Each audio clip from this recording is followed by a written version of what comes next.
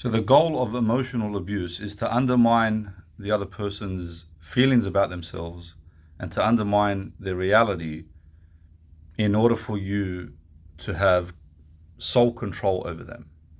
So you might criticize them frequently, you might accuse them frequently, you make them feel like they can't get anything right, you're criticizing them for things big and small.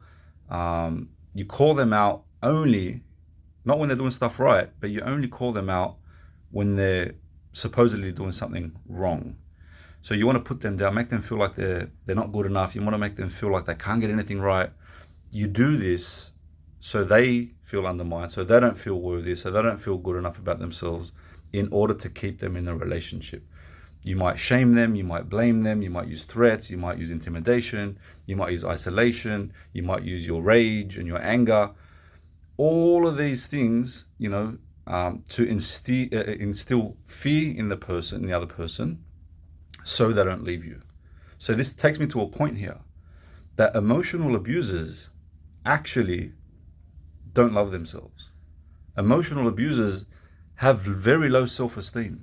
And this is not to give them excuses, but to show you that behind the macho-ness and behind the confidence is actually a fragile sense of self, or a fragile ego, right? But it's masked or it's protected. They try to protect that fragility through these behaviors.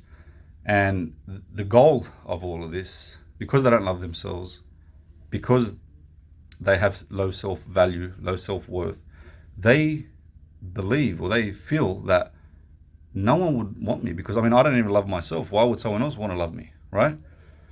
So because no one will love me or I don't love myself, I need to make that person feel like they're lucky they're with me.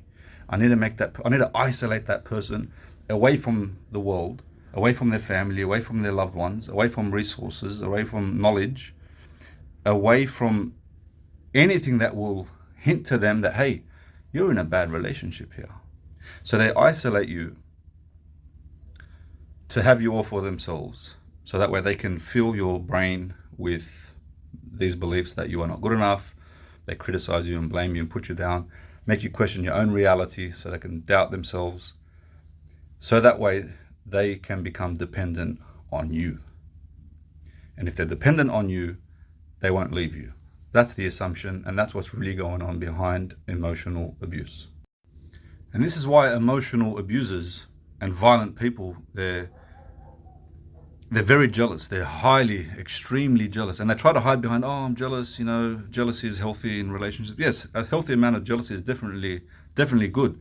But they hide behind this because what's going on, they monitor frequently. There's constant monitoring. They might even use apps and devices and what have you to see where you're going and who you're seeing and what you're doing. Why? Again, because just the thought that you looked at someone else or someone looked at you, right? That you might leave them at the drop of a hat, leave them and go for that, the next better person. That's how low their self-esteem is.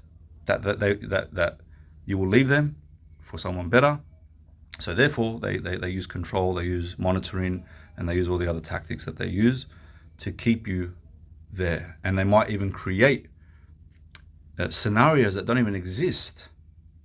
I hear it all the time. You could be walking in the street, and if your eyes are not on the floor, where you're about to trip over, you don't know where you're going, because if your head was up, they will question you. Did you look at that guy? Did you look at that girl?